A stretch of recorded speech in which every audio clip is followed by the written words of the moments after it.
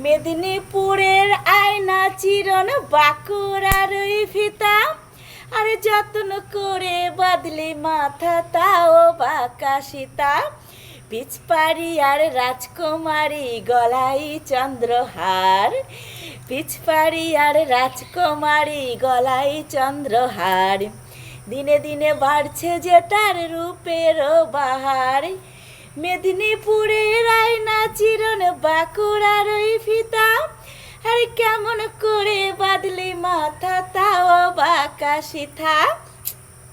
দেখো শোনা বন্ধুরা, সকাল সকাল এই যে আমি চুল বেঁধেছিলাম সেই ছোট্টবেলাকার মতন করে। আসলে মাথায় দিয়েছি, এত তেল দিয়েছি না, আর কি বলবো তোমাদের। তেল দিয়ে চুলগুলো সুন্দর করে না বেঁধে রেখেছিলাম। তবে আমার না চুল খুব একটা বেশি গোছ না, সেই কারণে না আমি না চুল খুব বড় করি না। সব দিন আমার চুলগুলো না এরকম ছোট ছোট করেই রাখি।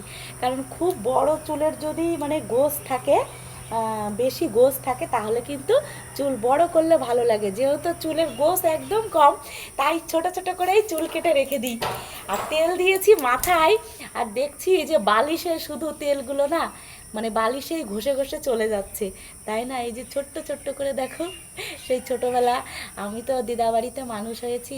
আমার দিদা না এরকম ছোট্টবেলায় এরকম করে মানে বেনুনি করে চুল বেঁধে রেখে দিত, তেল দিয়ে বেশি করে। বলতো কি তেলগুলো সব বালিশে চলে যাবে, চুলে আর কাজ হবে না, তাই তেল বেশি করে দিয়ে সন্ধ্যা হলে না এরকম বেনুনি করে দিত। তাই এই চুলটা বেনুনি করেছি না, সেই ছোটোবেলাকার কথা মনে পড়ছিল, খুব মনে পড়ছিল। তবে আমি মাঝে মাঝে না এরকম করেই বাঁধতাম চুল। আর সত্যিই তাই, চুলের খাদ্যই তো আমাদের তেল, তাই তেল দিলে না মাথাটাও খুব সুন্দর ঠান্ডা থাকে। আর এই সকাল সকাল আয়না চিরুনি নিয়ে বসে গেছি না, আর গানটার কথা না খুব মনে পড়েছে, তাই চলে এলাম তোমাদের সঙ্গে একটু দেখাও করলাম। অবশ্যই সকালবেলায় ঘুম থেকে উঠে না আজকেও তাই সমস্ত কাজকর্ম করেছি, চা করেছি, খেয়েছি। তবে কি আজকে দেখছি সকালবেলায় ঘুম থেকে উঠেছি, আজকে সেরকম একটা মেঘ নেই। আজও দেখো এই যে আমার নয়নতারা ফুল গাছে কি দারুণ ফুল ফুটেছে। এ দেখো বন্ধুরা, মাটি নেই জানো তো, শান ফেটে এইখানেই আর কি বীজ পড়ে এই গাছটা হয়েছে।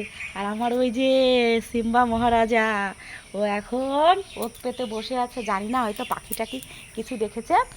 তাই কিন্তু আজকের পরিবেশটা বেশ ভালোই লাগছে, একদম ঝলমলে আকাশ, সেরকম মেঘ নেই।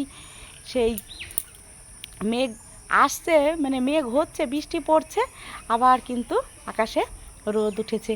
তাই সকালবেলার কাজকর্ম হলো, চা খাওয়া হয়েছে। আর অবশ্যই চলো তোমাদের সঙ্গে শেয়ার করব, একটা জিনিস শেয়ার করব। সকালের খাবার কিন্তু এখনও কিছু করিনি, বুঝেছো বন্ধুরা। আজ না পান্তা ভাত আছে, ভাতে জল দিয়ে রেখেছিলাম, কিছুটা পান্তা ভাত আছে। এখন আর সকালে কিছু করব না। ছেলে বলছে মা এখন আর কিছু করতে হবে না, আমাদের তো হোটেল আছে, তোমাদের দাদা ভাইয়ের তো হোটেলে আছে, হোটেলে রুটি হয়েছে, ভাত হয়েছে, সেই ভাত রুটি বলছে আমি হোটেল থেকেই কিছু খেয়ে যাব। এই যে দেখো, গতকাল বিকালবেলায় এই যে আনারসটা আনা হয়েছে, আনারসটা না এখনও কাটিনি। তবে কি এটা দেশি না হাইব্রিড বুঝতে পারছি না, আমি আবার ভালো চিনি না। আর অবশ্যই এনেছিল আম এনেছিল, এখন তো সিজন প্রায় শেষ, আমের সিজন প্রায় শেষ। এখন আম আসবে, ফজলি আম আসবে, ল্যাংড়াই আম আসবে, কি কি যাই না। এই যে একটা আম এনেছিল, এই যে এনেছে।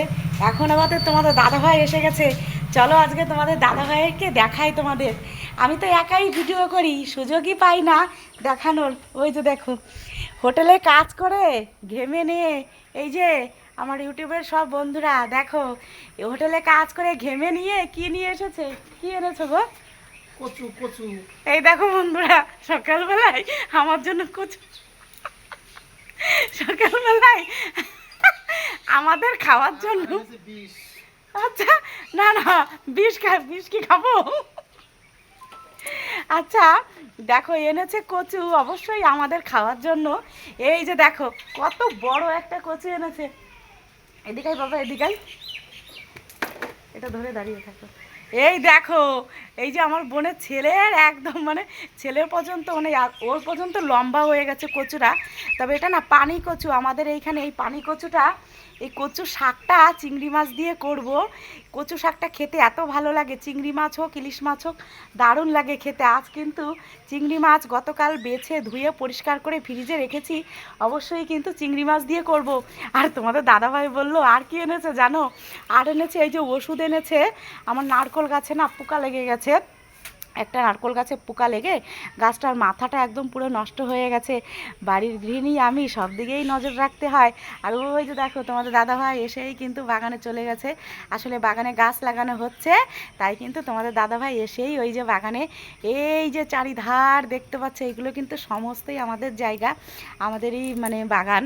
তাই এখান দিয়ে সব গাছ লাগানো হচ্ছে, সেই কারণে তোমাদের দাদাভাই একটু দেখতে গেছে। আর অবশ্যই কিন্তু আজকে সোনা বন্ধুরা হচ্ছে কিন্তু কচু, বুঝেছো? আর অনেকে হয়তো জিজ্ঞেস করবে, বৃষ্টিও দেখো পড়ছে, এই রোদ, এই ঝলমলে রোদে মানে তোমাদের সঙ্গে দেখা করলাম। দেখো এখন এই যে জামা কাপড় তুলছি, এখন বৃষ্টি শুরু হয়েছে।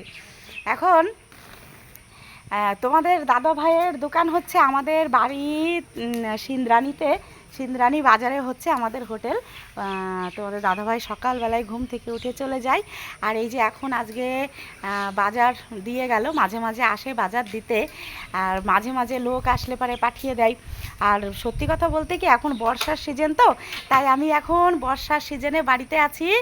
একটু হাই করে দাও আমার বন্ধুদের।